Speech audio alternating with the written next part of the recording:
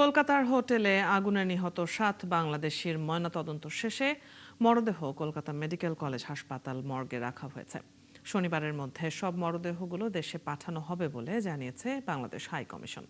এদিকে ঘটনার পর থেকে পলাতক হোটেল মালিক বীরেশ্বরের এখনো হদিস মেলেনি। কলকাতা থেকে সত্যজিৎ চক্রবর্তীর পাঠানো তথ্য ও ছবিতে আরফাত ইসলামের রিপোর্ট।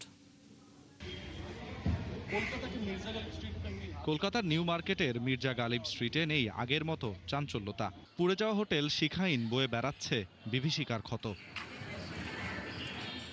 এদিকে আগুনের ঘটনা বাংলাদেশির ময়না তদন্ত শেষে মরদেহ রাখা হয়েছে কলকাতা মেডিকেল কলেজ হাসপাতাল মর্গে। সব প্রক্রিয়া শেষে শনিবারের মধ্যে মরদেহগুলো দেশে পাঠানো হবে বলে জানিয়েছে বাংলাদেশ হাইকমিশন। ঘটনার পর নিরাপত্তা প্রশাসন মির্জা গালিব স্ট্রিটের 9টি হোটেল ও 4টি রেস্তোরাঁকে কারণ দর্শানোর নোটিশ দিয়েছে। অন্যদিকে অভিযান চললেও হোটেলটির মালিক বীরেশ্বর মিত্রের এখনো কোনো সন্ধান পায়নি পুলিশ। আরাফাত ইসলাম, ৭১।